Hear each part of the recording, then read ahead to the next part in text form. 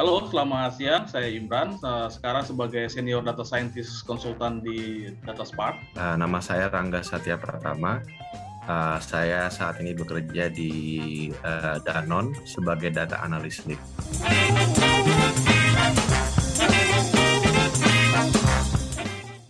Data Science itu adalah bidang pekerjaan yang berfungsi untuk mengekstrak knowledge atau insight dari kumpulan data-data yang dimiliki oleh sebuah perusahaan atau organisasi. Ya, data science itu kalau kita ibaratkan seperti sebuah diagram fence, itu gabungan dari 3 hal. Yang pertama itu applied statistik dan pemodelan matematika. Yang kedua itu pemrograman. Yang ketiga itu business expertise. Kenapa bukan hanya programming doang, atau cuma apply statistik doang, atau cuma business expertise? Karena data science itu diciptakan memang tujuannya menjawab pertanyaan bisnis, entah itu untuk meleverage customer-nya supaya dia spending more tergantung dengan behavior sebelumnya, atau misalnya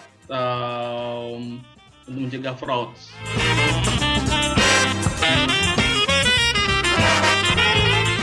Ada banyak contoh aplikasi data science yang umum diterapkan dalam pekerjaan kita sehari-hari ya, perusahaan tempat bekerja lah. Jadi contohnya diantaranya itu untuk men-solve problem seperti fraud detection, sales forecasting, customer segmentation, atau seperti customer service automation, dan masih banyak lagi. Data science dalam bekerja itu kita bisa lihat dari apa itu jenis industrinya dan implementasi seperti apa. Yang sehari-hari teman-teman lakukan seperti mungkin 3 hal lah, misalnya di perbankan, di ride hailing, ada Gojek, ada Grab, atau mau di e-commerce.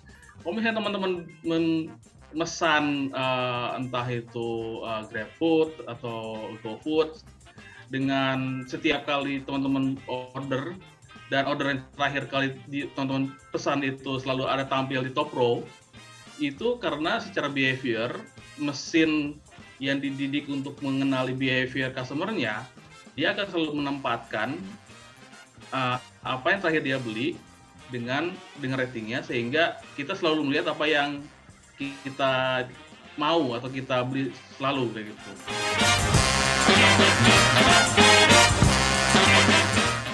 Tahap awal menjadi data scientist yang pertama harus kita lakukan yaitu belajar statistika pemodelan dan pemodelan matematika, dan hal itu menjadi fondasi kita untuk ke data scientist. Yang kedua, kita harus belajar juga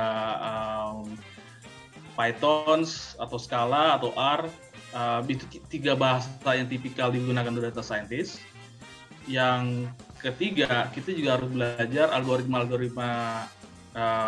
machine learning atau data science, yang penamaannya itu sebenarnya turunan dari ilmu statistik. Yang ketiga, kita juga harus paham bisnis proses, dalam artian kalau kita ingin menjadi data scientist di perbankan, tentunya akan berbeda bisnis prosesnya kalau kita menjadi data scientist di e-commerce. Sehingga apa latar belakang pendidikan yang perlu disiapkan? Bisa dari statistik, bisa dari computer science, bisa dari akuntansi. Kalau misalnya anak SMK itu alumni SMK yang RPL, Rekayasa Perangkat Lunak, itu sangat mungkin. Jadi kalau anak SMK ini pertama dia dari alumni RPL, Rekayasa Perangkat Lunak, terus dia mungkin ambil kursus pemodelan matematika dan statistik 2 bulan 3 bulan, dan pemrograman Python. Di bulan keempat, ke-5 dan ke-6 itu misalnya dia hands on di kasus beraneka ragam data science projects.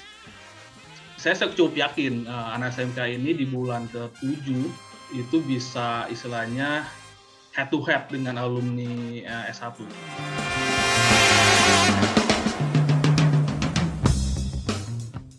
Ada beberapa kompetensi yang perlu dibangun, sifatnya itu teknikal dan ada juga yang non-teknikal. Buat yang sifatnya teknikal itu biasanya kita perlu ada bahasa pemrograman yang perlu dipelajari ya, seperti contohnya SQL dan Python, gitu kan. Lalu juga pemahaman mengenai statistik, baik itu statistik dasar maupun statistik yang lebih advance. Lalu juga konsep data visualisasi ya, serta cara menggunakan tools-nya. Ini ada banyak tools-nya yang gratis seperti contohnya Tableau atau misalkan Microsoft Power BI gitu. Itu juga bisa bisa coba diakses di internet gitu kan, bisa dicoba download. Lalu juga konsep cloud computing, distributed computing, machine learning serta artificial intelligence. Itu secara teknis. Secara non teknis mungkin juga ada beberapa kompetensi yang bisa dikembangkan. Pertama yang saya sebut namanya intellectual curiosity, itu berhubungan erat dengan kemampuan data discovery gitu ya saat mengolah data, karena pada saat kita mendapatkan data set yang sifatnya mentah, kadang-kadang kita harus menelusuri dulu tuh apakah data ini sudah cukup robust atau valid gitu kan untuk bisa digunakan untuk mendukung analisa yang ingin dilakukan. Lalu juga business acumen, karena again yang namanya project data science itu biasanya tidak lepas konteksnya dari business problem gitu kan, atau bisa social problem apa yang kita pengen coba pecahkan. Jadi kita juga dalam konteks dunia bekerja gitu, kita juga harus memahami gitu bagaimana kita bisa menggunakan skill data science kita buat men-solve problem-problem bisnis di perusahaan kita bekerja. Lalu structure thinking gitu kan. Nah, kemampuan untuk gimana caranya kita menderive dari sebuah problem itu menjadi satu bentuk solusi gitu kan. Itu diperlukan cara berpikir secara terstruktur yang bisa menghubungkan antara hubungannya solution yang kita coba kembangkan dengan problem yang coba di-solve di satu perusahaan. Lalu communication.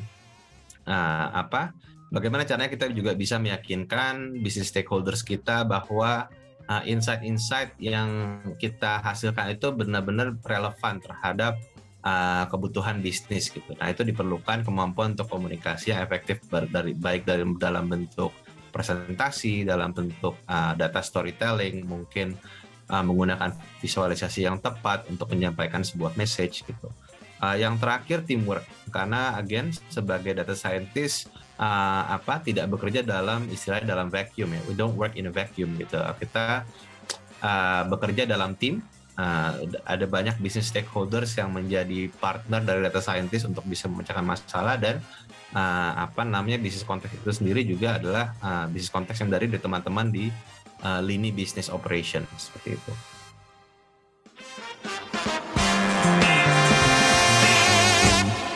Lalu juga ada research di tahun 2020 ya, mungkin tahun lalu sih, reportnya itu bahwa dari mungkin pernah dengar Tech Republic gitu melaporkan bahwa demand untuk profesi data science itu meningkat hingga sampai 46% secara global. Nah, di Indonesia juga profesi ini semakin meningkat. Ya, profesi data scientist itu profesi istilahnya satu profesi yang seksi di abad 21. Dan dari sisi demand, sebenarnya yang terjadi di job market itu over demand. Demand dari corporate itu tinggi banget, tapi supply data scientist itu langka atau susah, sehingga yang terjadi saling membajak data scientist, atau perusahaan tersebut meng-grooming data scientist yang mereka. Yang kedua, pekerjaan kita akan sangat menarik. Kenapa? Karena kita tidak mungkin monoton dalam bekerja, karena dinamika data itu bergerak dengan sangat cepat, dan kita harus bisa catch up dengan perubahan data tersebut. Yang ujungnya yang terakhir ya salary, karena di mana demand lebih tinggi dari supply itu biasanya terjadi istilahnya perang penawaran gaji lah kayak gitu. Sehingga kalau misalnya teman-teman menjadi data scientist, kita probability bisa mendapatkan gaji yang lebih tinggi.